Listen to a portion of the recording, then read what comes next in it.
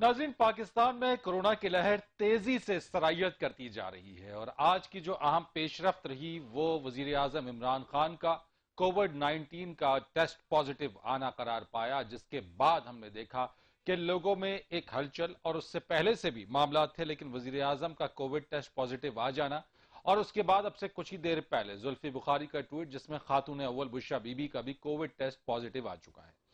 یہ وہ تمام چیزیں اب سے کچھ ہی دیر پہلے وزیر اعظم کے معاون خصوصی ڈاکٹر فیصل سلطان کی جانب سے ایک پریس بریفنگ دی گئی، میڈیا سے بات چیت کی گئی اور کچھ ابہام یا کچھ افواہیں یا پھر کچھ ایسی باتیں سوشل میڈیا کے اوپر گردش کر رہی تھی جن کی انہوں نے تصحیح بھی کی، تردید بھی کی، اور ان کے مطابق 9 سے 10% یہ کیسز جو ہیں وہ سرایت کر رہے ہیں، یا انفیکشن کا جو لیول ہے، جو انفیکشن کا ریٹ ہے وہ 9 سے 10% اب ہے، اور اس وقت تیزی کے ساتھ جو ہے وہ لوگوں میں یہ انفیکشن پھیل رہا ہے، یہ وائرس پھیل رہا ہے۔ ایسی صورتحال کے اندر حکومت کے اوپر یا حکومت کے لیے جو چیلنج ہے وہ ایک طرف تو اس سے پہلے ہم نے دیکھا کہ پی ڈی ایم یا سیاست کے اندر اگر ہم دیکھیں یا سیاسی میدان میں دیکھیں تو حکومت کے لیے پی ڈی ایم ایک بڑا چیلنج رہا، ایک لانگ مارچ تھا، لیکن ہم نے اس کے بعد دیکھا پاکستان پیپلز پارٹی کی حکمت عملی اور اس کے بعد لانگ مارچ کا ملتوی ہو جانا، آپس میں اس بارے میں بات ہو جانا، مولانا صاحب کی ناراضگی، یہ وہ تمام چیلنجز ہیں جو سیاسی میدان کے اوپر حکومت جس سے نبرد آزما ہے۔ لیکن اس کے ساتھ ساتھ ایک اور چیلنج بھی ہے، وہ معیشت کا چیلنج ہے، معاشی طور کے اوپر بھی حکومت کو چیلنجز کا سامنا ہے، آئی ایم ایف پروگرام کو بھی حاصل کرنا ہے، اس طرف بھی دوبارہ داخل ہونا ہے، بجلی کی قیمتوں میں اضافہ ہے، آرڈیننس کے ذریعے قیمتوں میں اضافہ کرنے کے حوالے سے حکومت کی جو اقدامات ہیں وہ ان پر تنقید کی جا رہی ہے، اس کے پاس جو سرکولر ڈیٹ ہے وہ تمام چیزیں، اور آئی ایم ایف پروگرام کے حوالے سے جو شرائط ہیں یقینی طور کے اوپر جب دوبارہ پروگرام میں جائے گی حکومت تو وہ شرائط کو بھی پورا کرنا پڑے گا اور اس کا بوجھ عام آدمی کے اوپر بھی پڑے گا۔ یہ وہ چیلنجز ہیں جس سے حکومت نبرد آزما ہے، لیکن ان تمام چیلنجز کو نمٹنے کے لیے حکومت کی اپنی حکمت عملی اور پھر ان معاملات کے اندر گو کہ وزیر اعظم کے کووڈ ٹیسٹ پازیٹو آ جانے کے بعد سوشل میڈیا اور وزیر اعظم کے لیے نیک تمناؤں کا اظہار، چاہے وہ مقامی سطح کے اوپر مختلف پارٹیز یا رہنماؤں کی طرف سے ہوں یا پھر بین الاقوامی سطح کے اوپر، جیسا کہ ہم نے دیکھا اب سے کچھ دیر پہلے بھارتی وزیر اعظم نریندر مودی کا بھی ٹویٹ آیا جس میں وزیر اعظم عمران خان کے لیے نیک خواہشات کا اظہار کیا گیا۔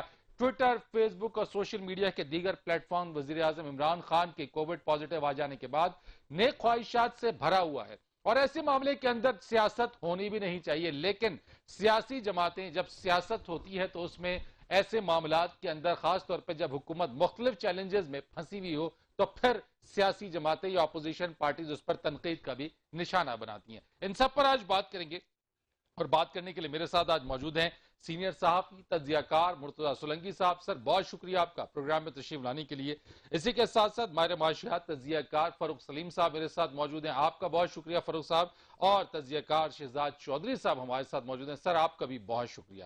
فاروق سلیم صاحب، آپ سے اگر میں آغاز کروں تو مجھے یہ بتائیے گا کہ اس موجودہ صورتحال کے اندر جو کووڈ کی نئی لہر آئی، ہم نے دیکھا کہ اس سے پہلے بھی جب کووڈ کا آغاز تھا معاشی طور کے اوپر بڑا پریشر تھا، اس تیسری لہر کے آ جانے کے بعد جبکہ آئی ایم ایف پروگرام میں بھی ہم نے جانا ہے، ہم نے بجلی کی قیمتوں میں بھی اضافے کا ارادہ کر رکھا ہے، اور پھر یہ کووڈ کی لہر، اگر منی مائکرو اسمارٹ یا پھر لاک ڈاؤن کے حوالے سے بات کریں تو گورنمنٹ کے لیے کتنا بڑا چیلنج ثابت ہوگا؟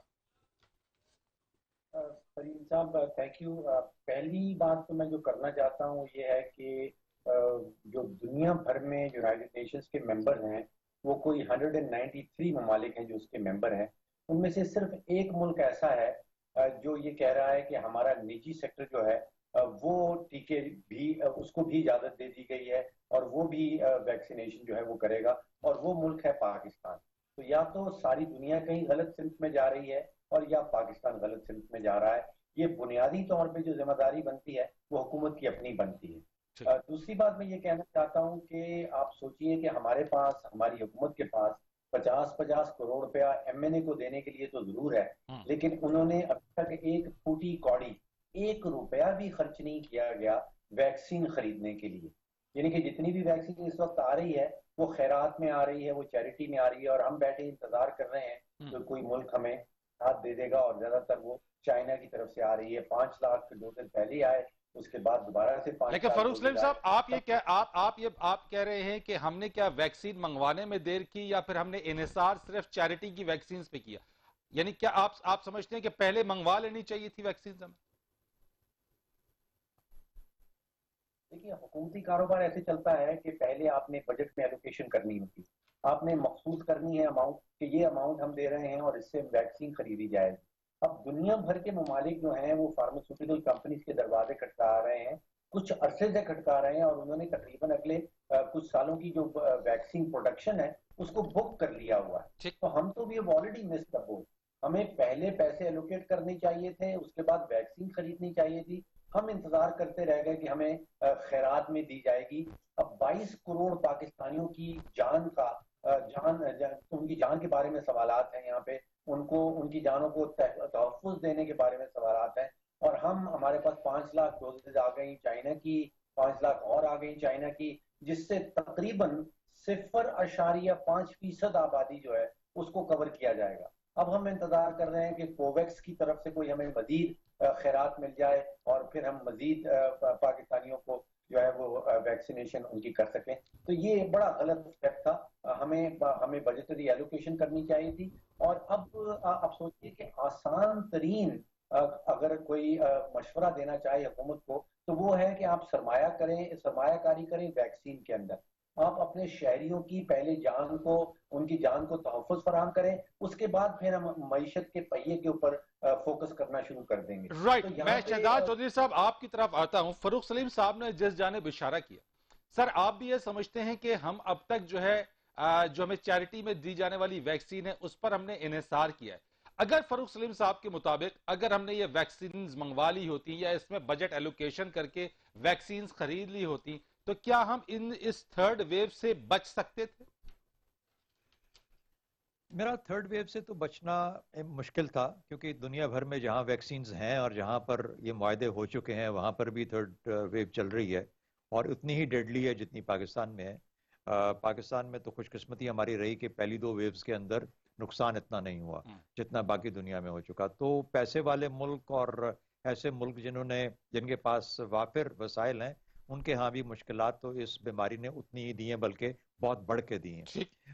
150 ملین $US کا ایک اشارہ تھا، مجھے نہیں معلوم کہ وہ کہاں تک درست ہے وہ بات، فاروق سلیم صاحب ہمیں بتا سکتے ہیں کہ وہ 150 ملین $US۔ لیکن تمام چیزوں کی طرح مجھے یوں لگتا ہے کہ پاکستان کی حکومت کی کوشش ہوتی ہے کہ جو پیسہ ہے اس کو کسی طریقے سے خرچ نہ کیا جائے، اور اس کی بڑی سامنے obvious reasons ہیں، اور obvious reasons یہ ہیں کہ پیسہ ہے نہیں، اور پیسہ جتنا بچ سکتا ہے اس کو بچایا جائے۔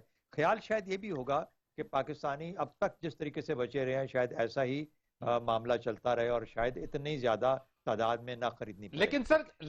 لیکن سر جو تھرڈ ویو ہے اور جو اب جو صورتحال ہے اس میں یہ معاملہ کچھ دن تو چل سکتا ہے لیکن شاید بہت عرصے تک نہیں چل سکتا۔ تو آپ نہیں سمجھتے کہ ہیلتھ کیئر سسٹم میں اگر یہ پیسہ ایلوکیشن کر کے اس کو خرچ کر دیا جائے، ویکسین منگوا لی جائے، تو بہت سارے لوگوں کی قیمتی جانیں بچائی جا سکے گی؟ میرا خیال ہے کہ پاکستان کے پاس سورسز، جس طرح فاروق سلیم صاحب بتا رہے تھے، سورسز بہت کم رہ گئی ہیں نا، ایک رشیا کی ہے، ایک چائنا کی ہے، یہی 2 ہیں ہمارے پاس۔ انڈیا آبویسلی پروڈیوس کر رہا ہے ایسٹرازینیکا، لیکن انہوں نے بہت زیادہ اور ڈیسٹینیشنز پہ بھجوا دی ہیں، شاید پاکستان ان کی پرائرٹی میں نہ آتا ہو۔ یہی 3 میرے خیال میں پاکستان کی شاید طاقت جو ہے، قوت خرید اس کے اندر آتی ہیں۔ تو ان تینوں میں جہاں تک چائنیز ہیں وہ تو چلیں آپ کسی حد تک مل بھی رہی ہیں وہاں، اور لے بھی لینی چاہیے۔ سپوٹنک بھی آپ نے کر لی، اور سپوٹنک اب آپ دے رہے ہیں پرائیویٹ، اس کے اندر ایک وجہ میرے خیال میں یہ سمجھ آتی ہے پرائیویٹ اس میں دینے میں، مارکیٹ میں، کہ شاید پیسے والے جو لوگ ہیں اگر وہ تھوڑا سا پیسہ خرچ کر کے وہاں پہ لگوا لیں، جو کہ بہت سے لگوانا بھی چاہتے ہیں، اور 91% افیکٹونیس سپوٹنک کی ہے، بیٹر دین دا چائنیز، تو ہو سکتا ہے کہ لوگوں کا، ان کا گورنمنٹ کا خیال ہو کہ امیر وہاں سے لگوا لے گا اور شاید یہ غریبوں کے لیے بچ جائے۔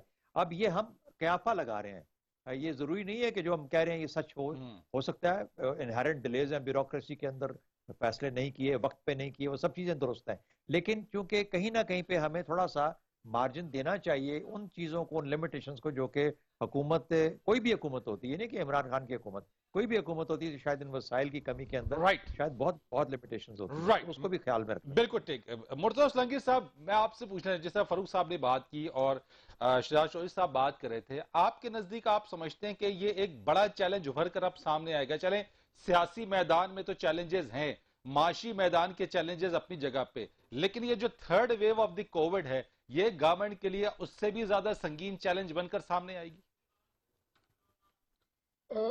میں معذرت چاہتا ہوں کیونکہ میں شہزاد چودھری صاحب کی بات میرے کانوں میں نہیں آ رہی تھی، تو اگر میں کوئی بات دہرا دوں تو مجھے معاف کیجیے گا.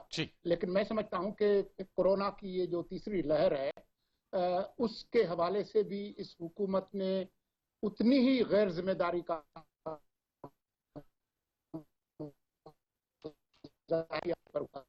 کہ اس کی اہمیت کو محسوس نہیں کیا، جو صوبائی حکومتوں کے ساتھ جو تعاون کرنا تھا وہ نہیں کیا، وہ سندھ حکومت کے ساتھ جو ہے وہ ایک غیر ضروری تنازع کے اندر چلی گئی، اور جو انتظامات کرنے کے وہ نہیں کیے، جو تافتان کا جو ڈیزاسٹر ہوا، جو رائیورڈ میں ہوا، تو تقریباً اسی کا تسلسل ہے. اس وقت یہ ایک بہت ہی بدقسمتی کی بات ہے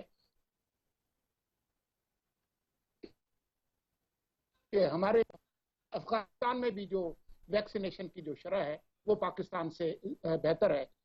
بالکل درست فرمایا فاروق سلیم صاحب نے کہ جو سیاسی چیلنج ہے اس کا مقابلہ کرنے کے لیے جو ارکان اسمبلی ہیں ان کے لیے 50-50 کروڑ جو ہے اس کا وعدہ کیا گیا. خود ارکان نے خود بتایا، سپریم کورٹ میں البتہ حکومت نے کہا کہ نہیں ایسی کوئی بات نہیں ہے، لیکن ارکان جو ہیں حکومتی انہوں نے خود بتایا کہ ان کو کتنے پیسے ملے ہیں. لیکن مرتضی اسلم صاحب، ان تمام تر چیزوں کے بعد میرا تو سوال یہ ہے کہ یہ تمام چیزیں اپنی جگہ پہ، یہ کتنا بڑا چیلنج ثابت ہوگا حکومت کے لیے؟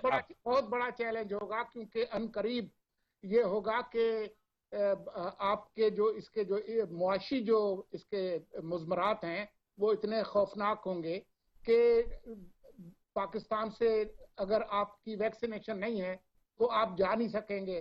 آپ کی ویکسینیشن کس حد تک مؤثر ہے اس پر شکوک و شبہات اٹھیں گے جو ہماری جو ریکارڈ ہے اس کے حوالے سے. تو اس کے جو معاشی اثرات ہیں وہ پہلے ہی بہت خراب ہوں گے. اس وقت جو معیشت کا حال ہے، آپ یہ دیکھیں کہ $500 ملین لینے کے لیے آپ جو ہے وہ اسمبلی کے اندر کمیٹی کے اندر بل جو ہے وہ کلیئر ہو گیا ہے، لیکن آپ جو ہے وہ جلدی سے 3 جو ہے وہ آرڈیننس لانے لگے ہیں جو IMF ہے اس کو خوش کرنے کے لیے. تو یہ ایک بہت ہی خوفناک صورتحال ہے. میں رات ڈاکٹر حفیظ پاشا کو سن رہا تھا کہ جو معاشی اشاریے ہیں اس کا مطلب ہے کہ جو ایکسٹرنل جو سیکٹر ہے اس میں بھی مسئلے ہوں گے، آپ کا جو ڈیفیسٹ ہے وہ بھی بڑھے گا. اس کا مطلب یہ ہے کہ آپ کی برآمدات اور نیچے کی طرف جائیں گی، آپ کی درآمدات اور بڑھیں گی. آپ کا چینی، آٹا اور بہت ساری جو چیزیں جو آپ ایکسپورٹ کرتے تھے، وہ کپاس. ٹھیک ہے مرتضی اسلم صاحب، ایک بریک ہم لے لیتے ہیں، ذرا سا کچھ آپ کی کمیونیکیشن میں بھی پرابلم ہے، ایک بریک لیتے ہیں، بریک کے بعد آتے ہیں. تو ذرا انہی موضوع کے اوپر جو ہمارے تینوں پینلسٹ نے اپنی رائے دی ہے، یہ تو معاشی چیلنجز ہیں اور معاشی چیلنجز کا سامنا کرنا پڑے گا، لیکن اس کے ساتھ ساتھ سیاسی جو چیلنجز ہیں ان کے حوالے سے کس طریقے سے حکومت نمٹے گی؟ کیونکہ ایک بار جب وزیر اعظم صاحب اپنا کوارنٹائن کا پیریڈ مکمل کر لیں گے، جب سیاسی مصروفیات اور معاملات دوبارہ سے اپنی ڈگر پر آئیں گے، تو کس طریقے سے اس کو حکومت لے گی اور ان چیلنجز کو کیسے ایکسپٹ کرتے ہوئے اپنی حکمت عملی تیار کرے گی؟ اس پر بات کریں گے ایک کمرشل بریک کے بعد. ایک بار پھر آپ کو خوش آمدید کہیں گے. شہزاد چودھری صاحب، آپ سے میں ذرا پوچھنا چاہتا ہوں کہ سیاسی میدان کے اندر جو چیلنجز رہے اور جو گزشتہ دنوں ہم نے دیکھا، یہ وہ تمام معاملات آپ سمجھتے ہیں کہ واقعی یہ چیلنجز اب ڈیفیوز ہو گئے، یا پھر PDM ایک نئی حکمت عملی کے ساتھ جو ہے آئے گی اور حکومت کو معاشی، کووڈ کے چیلنجز اور پھر پولیٹیکل چیلنجز کا بھی سامنا کرنا ہوگا؟ نہیں، دیکھیے جو معاشی اور کووڈ کے چیلنجز ہیں وہ تو آن گوئنگ ہیں، وہ کسی بھی حکومت کے لیے بہت بڑی مشکل چیلنجز ہیں، آسان چیلنجز نہیں ہیں. خاص طور پہ پاکستان جیسے ملک میں جہاں پر معیشت کا کافی ابتر حالت ہو گئی تھی اور ابھی بھی ہے. تو اور ساتھ ہی ساتھ اس کے اوپر کووڈ، تو امریکہ یا اور بڑے بڑے ملک بھی ان چیزوں کے اندر سے ان مشکلات کو دیکھ رہے ہیں. پاکستان کا بیچارے کا تو کافی برا حال ہے. لیکن اس کے علاوہ جو تیسرا آپ نے ذکر کیا سیاست کا، سیاست گہما گہمی کہہ لیجئے، سیاست کے اندر کچھ گرمی کہہ لیجئے، یہ تو ہمارے ہاں اب کافی عرصے سے، سال سوا سال سے چل رہی ہے.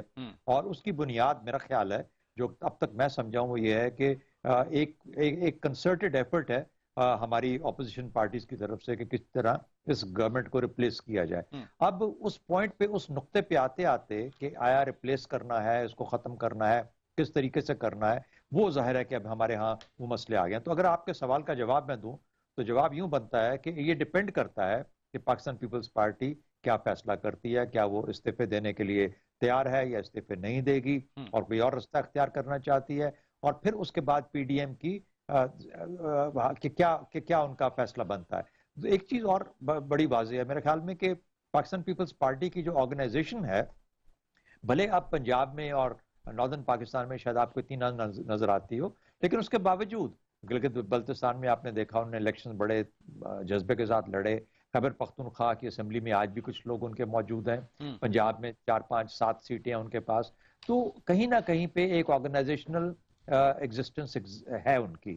شاید اس طرح کی پی ٹی آئی کے علاوہ شاید آپ کو کسی اور پارٹی میں اس طرح کی نظر لیکن نہ آئے. شراج صاحب، ایک سوال جو میں آپ سے پوچھنا چاہتا ہوں کہ ہر اس موو کو، اگر فار ایگزامپل جو کرنٹ موو بھی پیپلز پارٹی نے جو لیا، جو ریزگنیشنز نہ دینے کا معاملہ اور پھر اس کو میاں صاحب کی وطن واپسی سے مشروط کر دینے والی بات، ہر بات کو، اس چیز کو ہم اسٹیبلشمنٹ کے کردار کی نظر سے کیوں دیکھتے ہیں کہ کہا یہ جا رہا ہے کہ پاکستان پیپلز پارٹی جو ہے وہ اس اسٹیبلشمنٹ کے اشارے کے بعد یا اس اشارے پر جو ہے وہ یہ تمام چیزیں اور یہ معاملات بھی ڈیفیوز اسی وجہ سے ہوئے؟ اس کا ایک شارٹ جواب تو یہ ہے کہ ہمارے ہاں کون سی پارٹی ہے جو اسٹیبلشمنٹ کے اشارے کے علاوہ کچھ کرتی ہے. یہ بھی ایک جسے کہتے ہیں کہ پاپولر بلیف ہے ہمارے ہاں. اب اس میں کتنی حقیقت ہے، کس حد تک کا میزش ہے، کیا سچ ہے، کتنا جھوٹ ہے، کتنا سچ کتنا جھوٹ ہے. کہیں نہ کہیں پہ کچھ سچ بھی ہوگا، کہیں نہ کہیں پہ بہت زیادہ جھوٹ بھی ہوگا. تو بہرحال اس سے ہٹ کے بات یہ ہے کہ جب پی ڈی ایم بنی تھی تو کیا اس وقت ہم سب کا جو کہ تجزیہ کرتے ہیں یا تجزیہ نگار بھی ہیں اور تجزیہ کرنے والے بھی ہیں، سب کا خیال یہی نہیں تھا کہ کیا کہ ان کے جو مفادات ہیں وہ ڈفرینٹ ہیں، جو ان کے مقاصد ہیں وہ ڈفرینٹ ہیں، ان کے جو ایونیوز ہیں وہاں تک اپنے مفادات تک اور مقاصد کو حاصل کرنے کے لیے ان میں اگر یکجہتی لانا یا یکسوئی لانا شاید ایک بہت بڑی انڈرٹیکنگ ہوگی. بہرحال اٹس ٹو ارلی ٹو سے اینی تھنگ، انتظار کر لیتے ہیں. ابھی نظر یہ آ رہا ہے کہ Pakistan people's party is not willing کہ یہ جو ڈیموکریسی کا یا جو جمہوریت کا جو رستہ ہے اس میں کسی طریقے سے بھی خلل ڈالا جائے.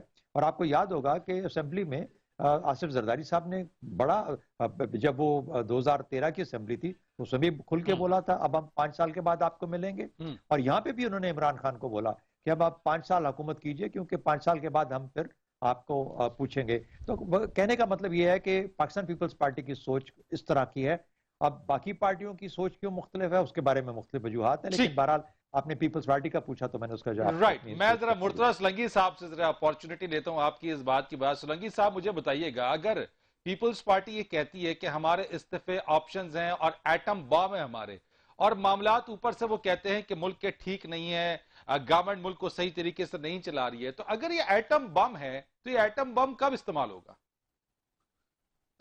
میرے خیال میں نہ یہ ایٹم بم ہے پیپلز پارٹی کی نظر میں اور نہ کبھی یہ استعمال ہوگا.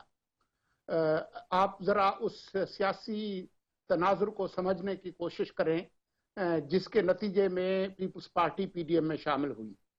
اگر عمران سرکار شروع سے اگر پیپلز پارٹی کی سندھ حکومت کی طرف معاندانہ رویہ نہ اختیار کرتی تو مجھے کوئی حیرانی نہ ہوتی کہ وہ ان کے آج کولیشن پارٹنر ہوتے. یہ صورتحال عمران سرکار نے خود ہی پیدا کی. الیکشن سے پہلے پیپلز پارٹی کا پی ٹی آئی کی طرف کوئی مخاصمانہ رویہ نہیں تھا. یہ جس طریقے سے احتساب کا جو ڈھنڈورا پیٹا گیا اور جس طریقے سے انہوں نے نون لیگ کے ساتھ ساتھ پیپلز پارٹی کو بھی جس طریقے سے اندر کیا، جو کیسز بنائے اور جس طرح سے کیا، ورنہ آپ یاد کریں کہ صادق سنجرانی تک تو وہ ساتھ تھے، اتحادی تھے، انہوں نے مل کے جو ہے وہ چیئرمین اور ڈپٹی چیئرمین الیکٹ کروائے. تو ان کے تو کوئی ایسا مسئلہ تھا ہی نہیں. लेकिन अभी भी कहा यही जाता है कि पीपल्स पार्टी की बड़ी सपोर्ट है पीटीआई को, क्योंकि पीडीएम की देखें ना जो पूरी तहरीक रही है वो अगर पार्लियामान के अंदर होती तो फिर पीडीएम की तहरीक बनने का तो फिर वो कोई किरदार ही नहीं था। जिस तरह से मौलाना कहते हैं कि अगर पार्लियामेंट के अंदर ही किरदार अदा करना है तो फिर पीडीएम का फायदा क्या हो गया। और एंड टाइम के ऊपर पीडीएम की इस 10 जमातें हैं उनमें से एक वाइट पीपल्स पार्टी का स्टांस अलग है, बाकी 9 जमातों का स्टांस अलग है। वो मौकफ उनका अलग उनके मफादात की वजह से है।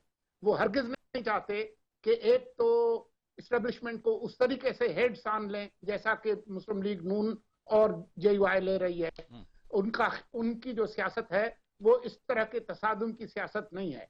वो इस्टेब्लिशमेंट के साथ उस तरह की का रवैया नहीं अपनाना चाहते एक तरफ। दूसरी तरफ उनका मफाद इसमें है कि वो जो सिंध हुकूमत है, जो उनका महफूज मोर्चा है, वो बरकरार रहे।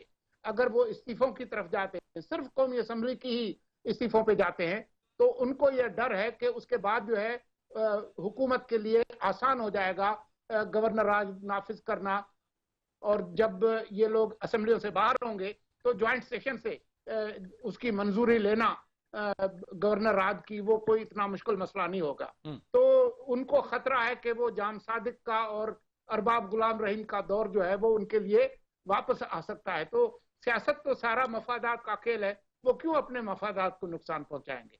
ठीक है फारूक सलीम साहब, मफादात का एक खेल है। इन मफादात के अंदर जिस तरीके से हमने देखा मैस जो रेजिग्नेशंस हैं और वो हम जो बात कर रहे हैं सारी सिचुएशन के अंदर, अगर आप इसको देखें कि ऐसी सूरत हाल में रेजिग्नेशंस और जो पीडीएम की जितनी भी एफर्ट्स हैं, आप समझते हैं कि मौजूदा हुकूमत को वो वक्त तो दिया जाए ताकि, क्योंकि मईशत के ऊपर बड़ी बात होती है, एक आम आदमी को लेकर अपोजिशन जमातें बहुत तनकीद का निशाना बनाती हैं कि हुकूमत आम आदमी का ख्याल नहीं रख रही है।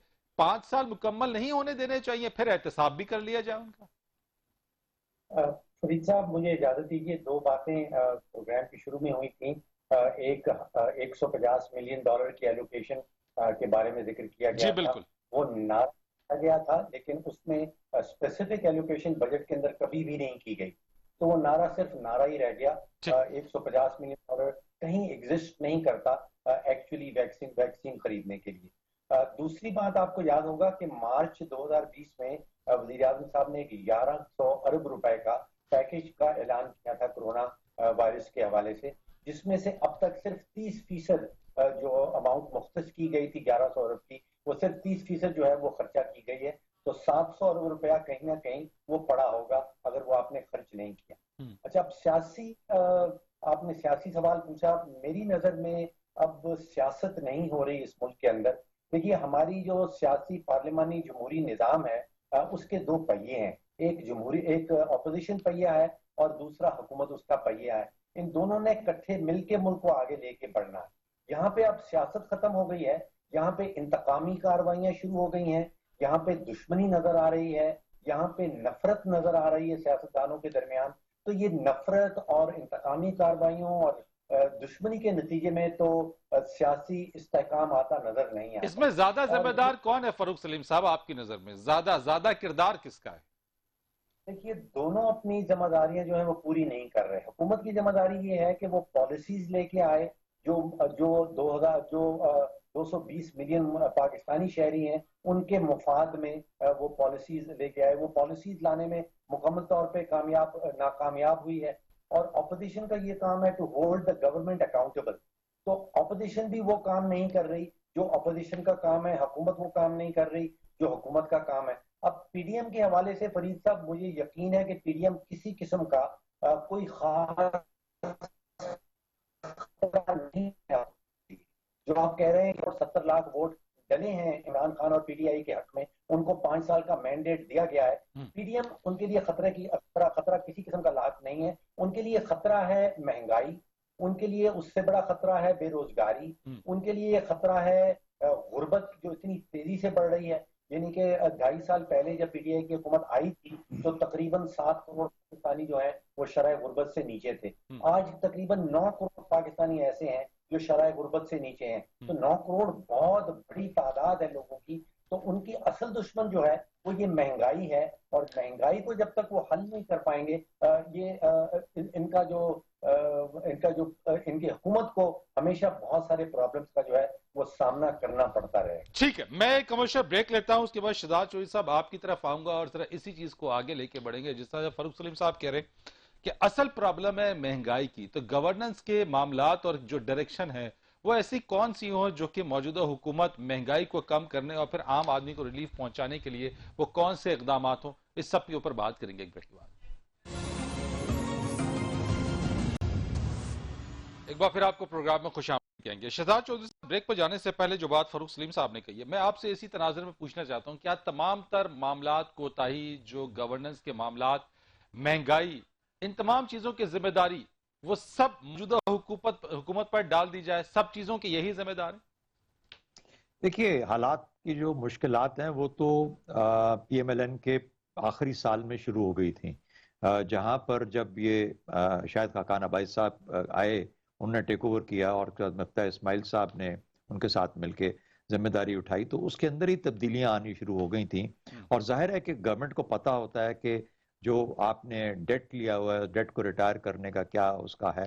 लेकिन जो बुनियादी गलती मेरी नज़र में PTI की तरफ से हुई है, और ये चूंकि फारूक सलीम साहब बैठे हैं, उनके होते हुए हमें इस तरह की बातें तो नहीं करनी चाहिए, इकोनॉमी को वो हम सबसे बेहतर समझते हैं, लेकिन एक जिसे कहते हैं कि तिफले मकतब की तरह मैं ये कह सकता हूँ कि मुझे लगता है कि शायद ग्रोथ को दबा देना, ग्रोथ को सप्रेस कर देना, ये कोई समझदारी की बात नहीं थी।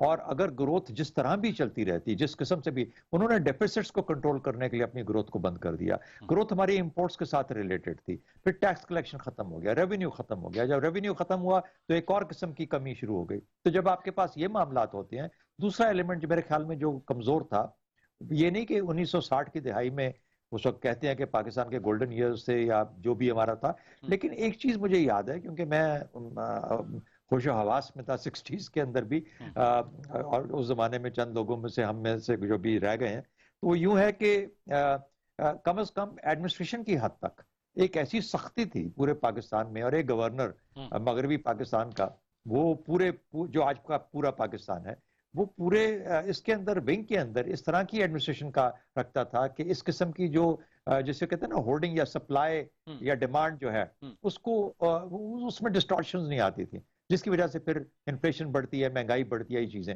तो मेरी नजर में तो ये 2-3 बुनियादी तो सर, ये तमाम चीजें कंट्रोल करने में आप समझते हैं कि मौजूदा गवर्नमेंट अपना वो किरदार अदा नहीं कर सकी, रोल प्ले करने में नाकाम रही, या शॉर्ट? बहुत सारी चीजों में, ना सिर्फ महंगाई में, बहुत सारी चीजों में जो कि एडमिनिस्ट्रेशन जिस तरीके से होनी चाहिए थी, जिस किस्म की होनी चाहिए थी, यानी ब्यूरोक्रेसी है ना उसका टूल, ब्यूरोक्रेसी को ये साथ नहीं मिला सके शुरू के सालों में, शुरू के खासतौर पर पीरियड के अंदर।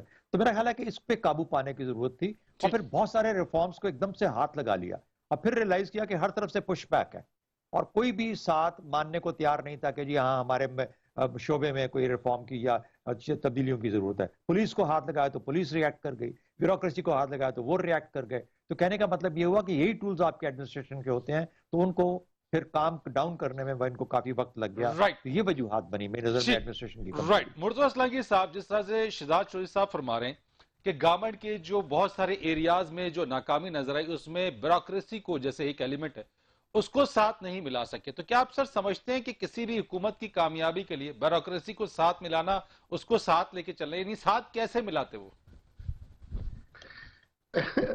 मेरा नहीं ख्याल है कि सिर्फ ब्यूरोक्रेसी के साथ जो डील करना है उसमें इस हुकूमत को नाकामी हुई है। मेरे ख्याल में तमाम तर जो पूरी जो पिछले 2.5-3 साल की जो उनकी कारकर्दगी है, गवर्नेंस की, मईशत को चलाने की, फॉरेन पॉलिसी की, मुझे किसी तरफ भी कोई कामयाबी उनकी नजर नहीं आती। न सिर्फ ये, बल्कि उन्होंने एक तो कामयाबी होगी, इतने महाज खोल दिए सियासी मैदान में कि उन्होंने हर दरख्त पर पत्थर मारे हैं। तो उन्होंने इतने फ्रंट खोल दिए कि अब ये एक ऐसा जहाज है गहरे समंदर में जिसका कुतुबनुमा खो गया है और वो सिर्फ डोल रहा है। अब जो सूरत हाल है इनकी, वो इनकी बेहतरी इसी में है कि ये क्रिकेट के टर्म्स में जितनी जल्दी इनिंग डिक्लेयर करें उतना उनके लिए अच्छा है। ये एक ऐसे बैटिंग लाइनअप पे खड़े हो गए हैं कि जितनी देर ये क्रीज पर रहेंगे उतना उनका सर आप नहीं समझते सोलंकी साहब कि लेट द पीपल डिसाइड, यानी इनके 5 साल मुकम्मल हो जाने के बाद इनका एहतसाब किया जाए? लोगों के पास राइट है, राइट टू वोट है, वो वोट के जरिए अपना इंतखाब खुद कर लेंगे। अगर आवाम को कुछ नहीं मिलेगा तो वो 5 साल बाद किसी और को मुंतखब कर लेंगे। देखें, जमहूरियत के अंदर तो हर रोज एहतसाब होता है, लेकिन आप ये जरा देख लेना कि अभी जो डस्का का इलेक्शन हुआ था, जो बाई इलेक्शन पूरे मुल्क में हुए हैं, वो भी एक एहतसाब था। फिर आपने देखा कि किस तरीके से वो सिर्फ वोट जो है वो चोरी नहीं हुए, बल्कि वो पोलिंग अफसर जो है वो भी चोरी हो गए। जिस तरीके से इन्होंने आइन साजी, कानून साजी करने की कोशिश की है, हमारे सदर ने 5 ऑर्डिनेंस ऐसे नाफिज किए जो उड़ गए। तो इनको तो अभी आप ये देखें कि ये जो 3 ऑर्डिनेंस लेकर आ रहे हैं, ये क्या बताते हैं कि इस हुकूमत की कोई सिमत नहीं है किसी किस्म की, तो सिवाय नाकामी के दास्तान के और कुछ भी नहीं है। राइट। फारूक सलीम साहब, मैं आपके कमेंट चाहूंगा सर इस चीज के ऊपर और कंक्लूड भी आपको करूंगा। मुझे बता दीजिएगा जरा कि इस वक्त जो IMF प्रोग्राम है और इस वक्त जो FBR के अंदर जो अमेंडमेंट्स उसके बिल के अंदर जो चीजें की गई हैं, उसमें टैक्स कलेक्शन और फिर IMF प्रोग्राम जिसमें हम एंटर दोबारा से हो रहे हैं, दोबारा IMF की तरफ जा रहे हैं, इससे कुछ बेहतरी आएगी, मईशत को सहारा मिलेगा, या फिर मजीद हम जो है वो फंसते चले जाएंगे? फरीद साहब, पहली बात, जो पहला सवाल आपने शायद अभी सोलंकी साहब से पूछा, मेरे नजदीक जो आईनी शक्ल है, जो आईनी सवाल सामने आता है, अगर 5 साल का मैंडेट मिला है, 1,70,00,000 पाकिस्तानी वोटर्स ने PTI के हक में वोट डाला है, तो 5 साल का मैंडेट उनका जरूर बनता है। उस दौरान मीडिया की जो जिम्मेदारियां हैं, उस दौरान अपोजिशन की जिम्मेदारियां हैं to hold the government accountable, और गवर्नमेंट की एक जिम्मेदारी ये बनती है कि they have to course correct, उनको अपनी सिमत सीधी करनी होगी। सोलंकी साहब ठीक कह रहे हैं कि इस वक्त इनकी सिमत जो है वो किसी भी सेक्टर में हमें सीधी जो है वो नजर नहीं आती। अच्छा, अब IMF के प्रोग्राम को देख लीजिए।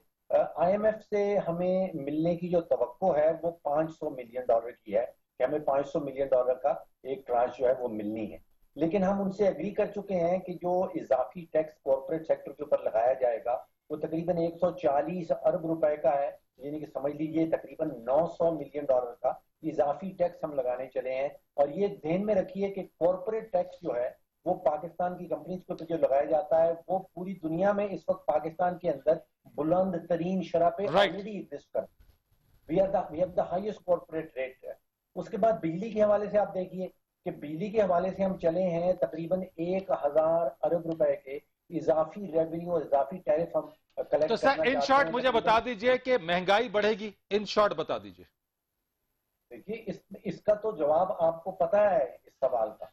सिर्फ बिजली की मद में जो 1000 अरब का इजाफी बोझ है वो हर पाकिस्तानी खानदान के ऊपर 35,000 रुपए का औसतन इजाफी बिजली का। Right sir, I have to thank you sir because time is up sir. बहुत शुक्रिया आपका सर, इस पर मजीद आपसे बात करते रहेंगे। शहजाद चौधरी साहब thank you so much, Farooq Salim साहब आपका बहुत शुक्रिया, मुर्तज़ा सोलंकी साहब आपका बहुत शुक्रिया, फरीद रईस को इजाजत दीजिए। अल्लाह हाफ़िज़।